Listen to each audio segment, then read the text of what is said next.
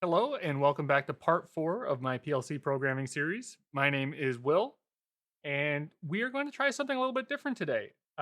We are going to do the pick and place scene from Factory IO. Pull that up here. But what we are not going to do is go through the entire solution from start to finish, building up the whole ladder logic. What I'm going to do instead is walk you through my solution. I have a working model here. Everything is as it should. What we are doing is this scene, assembler. Not the analog one. The analog one is fine, but I prefer this setup. There's more to control. I find it a little bit more fun. Um, so we're gonna open up that scene, and we are just gonna make a couple adjustments. Namely, you're gonna want to right click on the pick and place arm and set that to analog. Also, you're going to want to click on both of your conveyors and change them to analog. Uh, don't move on me. Uh, so just make sure that the conveyors, the pick and place arm, are both in analog mode, and we can walk through the solution together. I'm going to keep this up in split screen here so we can see a little bit of column A, a little bit of column B. Um, And let's look at the variables here. We got a long list of variables. You can see why I was hesitant to do an entire solution from start to finish, because this is a variable list itself is very long, 42 variables. Um, some of them I think are redundant. When I was just messing around trying to figure some things out, I think I have some duplicate variables in here, but we functionally have each one of these conveyors has a digit or as an analog value that you can set to it from 0 to 10 volts. Uh, the pick and place arm has an X, a Y, a rotation. We're not using the rotation, but it has analog values for both of those as well.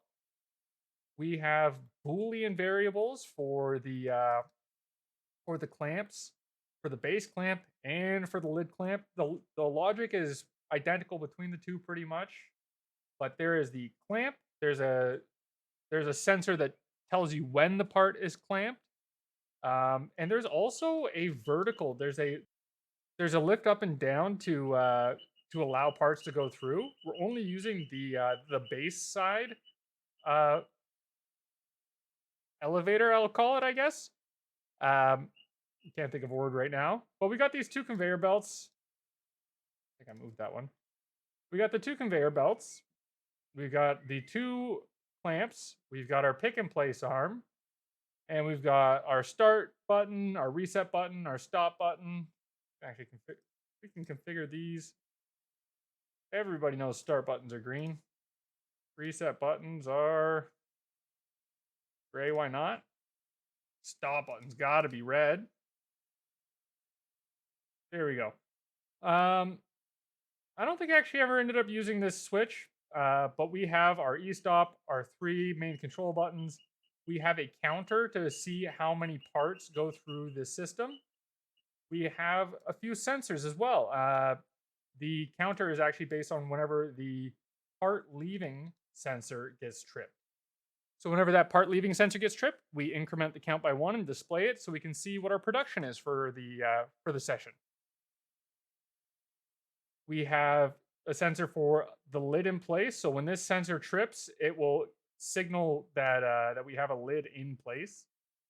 Um, we'll get into the logic of how I utilize that sensor a little bit later, but we have the exact same thing for the bases in place.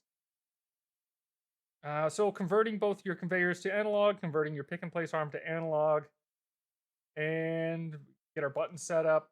That's pretty much it. That's pretty much it for the factory IO side. But we'll keep it up so that we can keep looking back to it, have a visual reference. We're gonna jump into the ladder logic right now. Oh boy. Never mind. We're not gonna have it split screen. We'll have to just jump back and forth.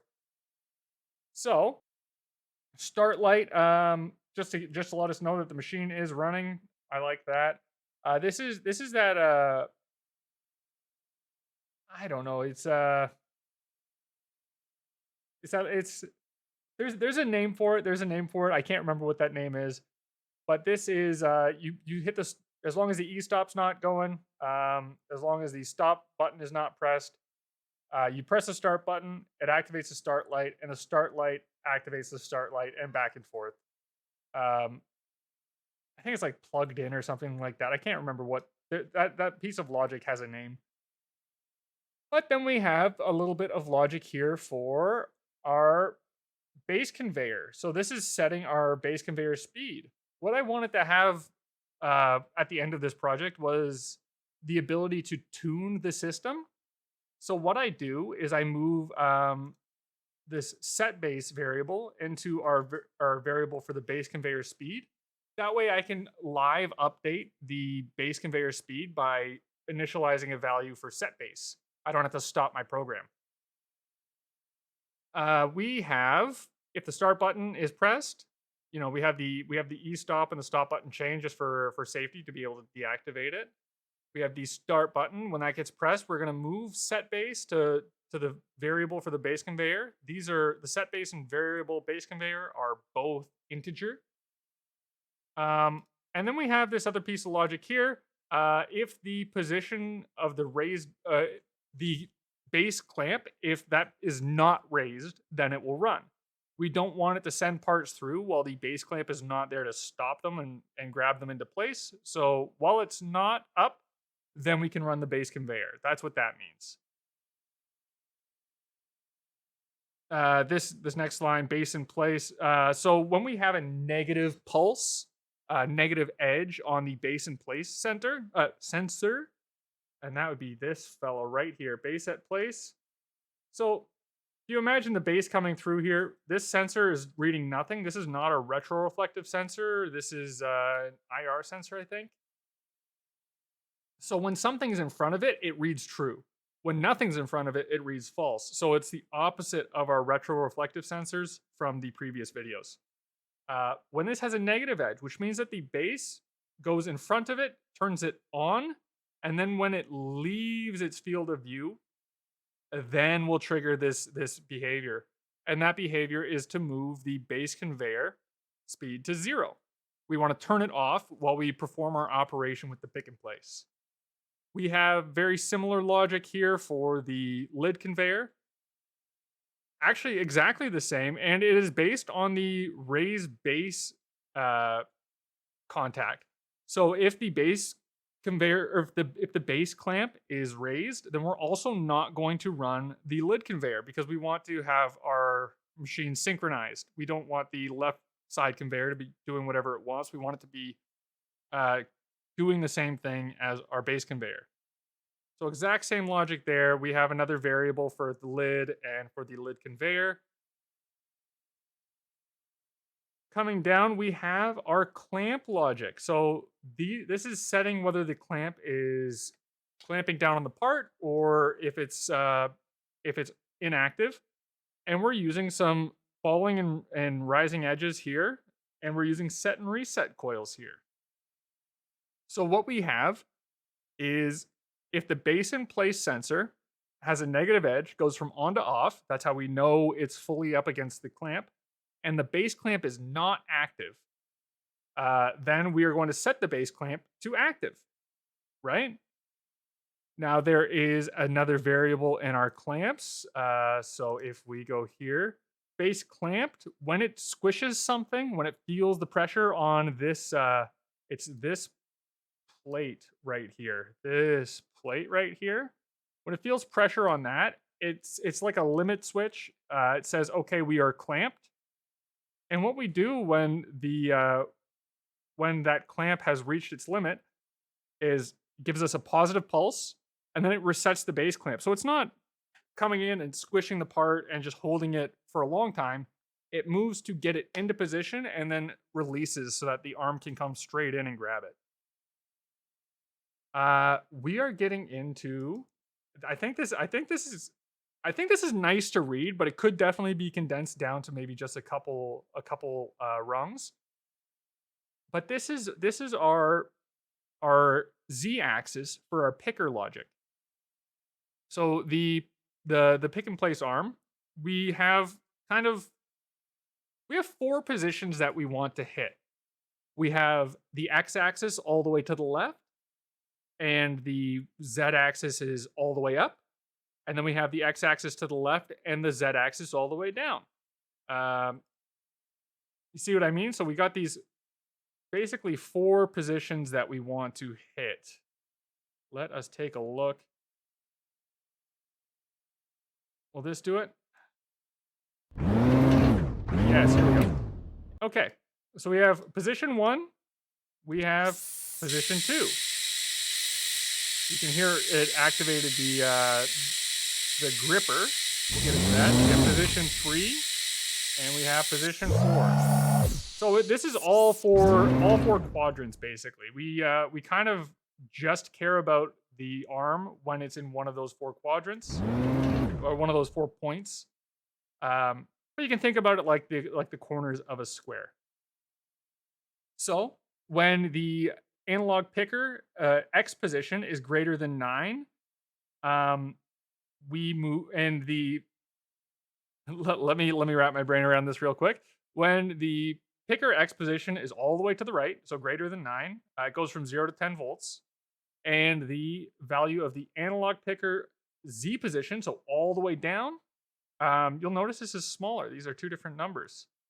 We'll get into that in a sec, but this is the bottom right position if you're imagining the square.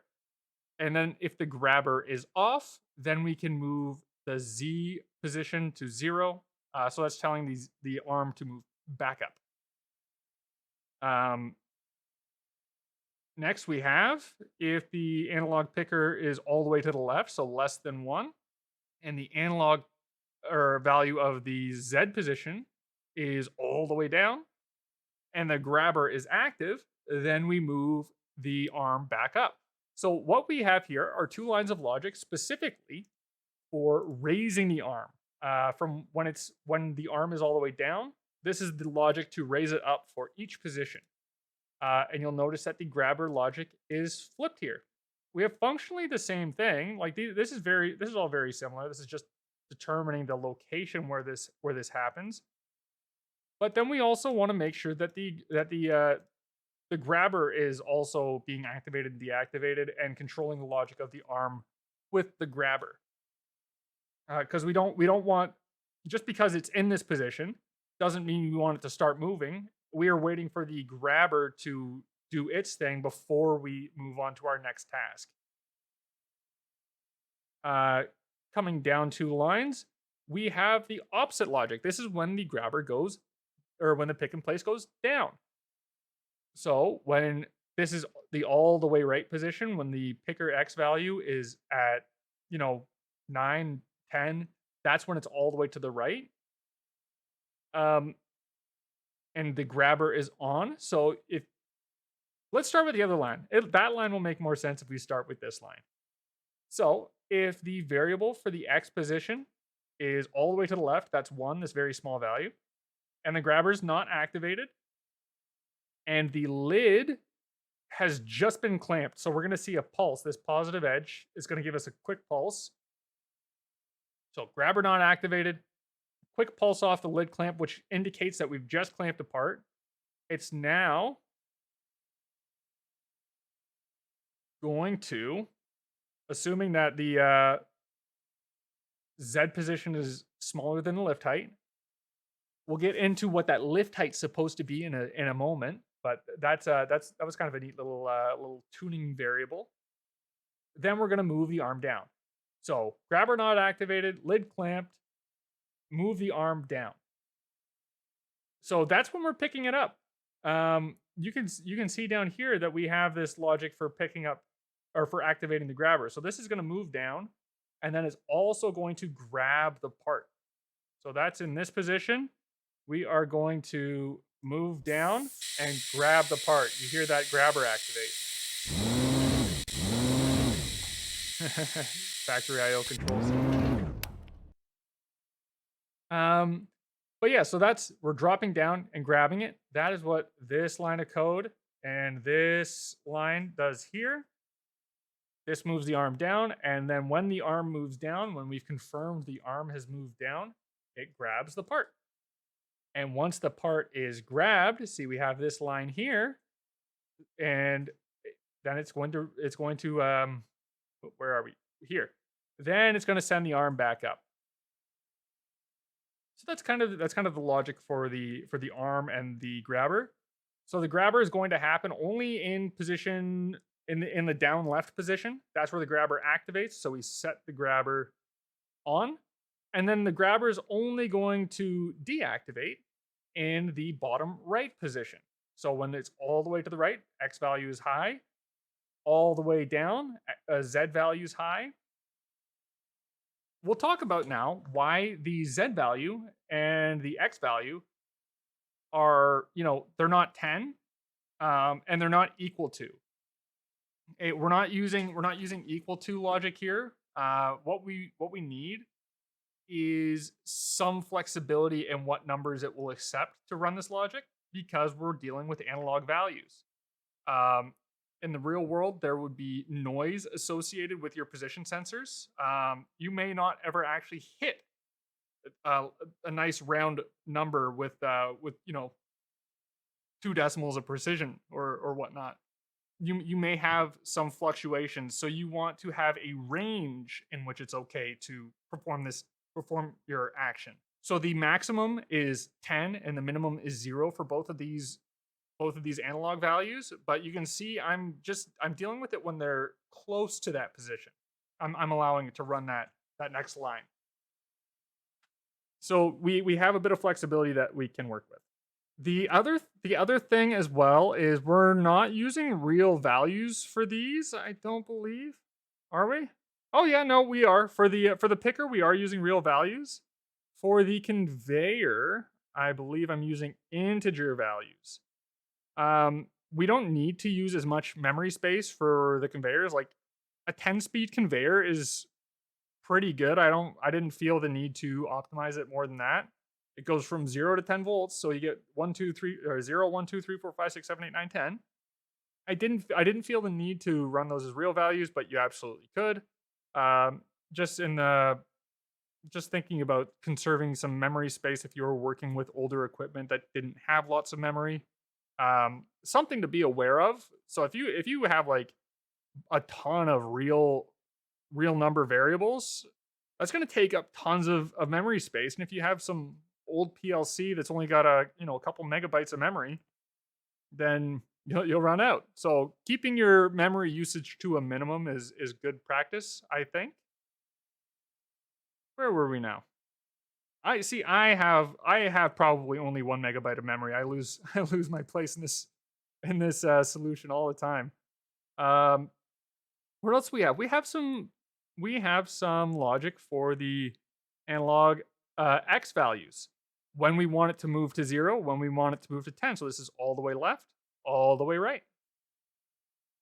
When the grabber is active and the picker has moved up. Actually, this I wanted to change. That's it. Lift height. Lift height.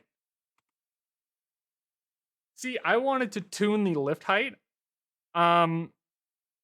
which is basically how high up the arm is going to move before it's allowed to move over. So like, wait, how do I want to force a couple things off here so I can show you what I'm talking about. So the lift height, if we go all the way down here, and then we grab the lid, to minimize our cycle time, we don't need to come all the way up to the top and then move over.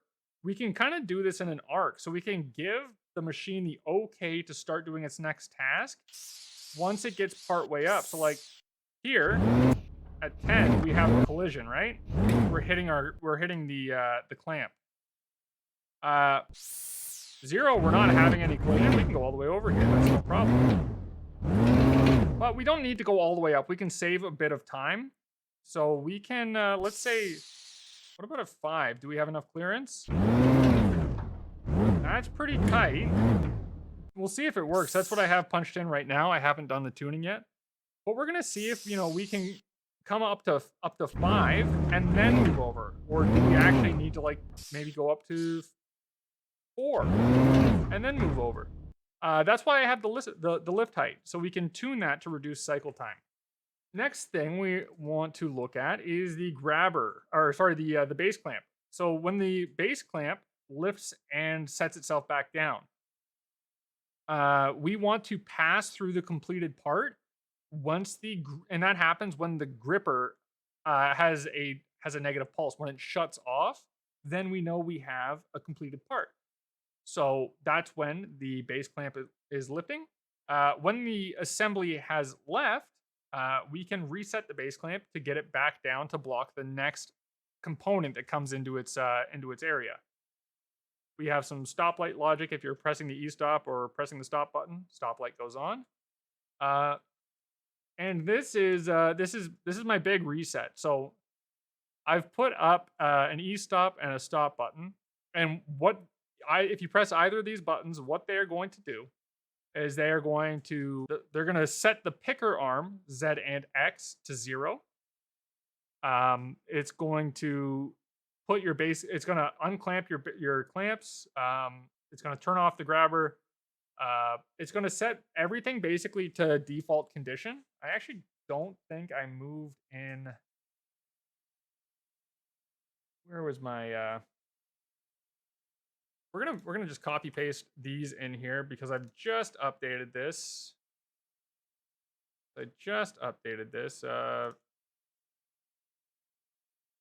So there, it's going to set pretty much all of our variables to 0. To put the machine into its like default state. It's gonna move the machine back to this. Just to make it safe. You could also just cut the power to the machine, but to actually work with Factory IO, it's nice to be able to reset your scene, because starting and stopping Factory IO doesn't clear persistent variables. So things will just stay in their previous state. This is the big reset button there. And then at the very end, we have our counter. Whenever the assembly leaving sensor is tripped, it will increment the counter value by 1. When we hit the reset button, it will reset the counter. And that's pretty much it. So let's have a quick look at the finished product. I'm going to log in here. So we have our conveyor system. I'm going to just put this into split screen for a moment. Okay, so we got our machine, right? This is kind of what I have so far. I was testing out some variables. I was testing out different conveyor speeds, just to see how fast I can push the machine before something goes wrong. I think it's 7 volts I'm pushing through the conveyors, so they're running quite fast. The pick and place arm doesn't run any faster. You can only just kind of just tell it when it's you can cut out some of the movement that it has to do, is basically what you can do. But it doesn't move any faster than this. So what we're gonna do now is we're gonna take some of these variables here. That's the conveyor speed.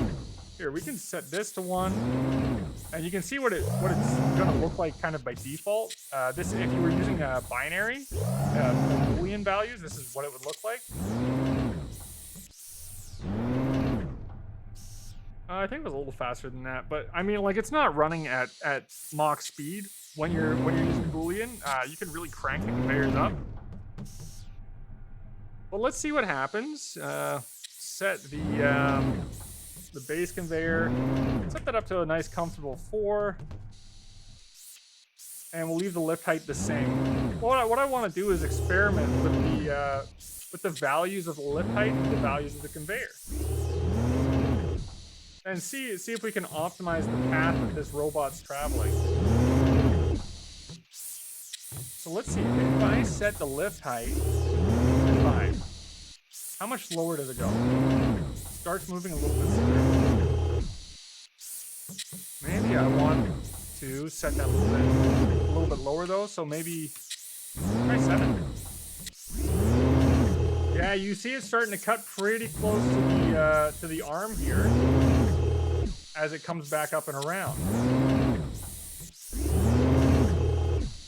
Let's go 10. Yeah, see, now it crashes. Now it crashes. So nice. And see, we're by making these variables, we can tune our machine live, and we're getting some collisions there. We're getting some collisions. So let's set that down to 8. We'll see if that works.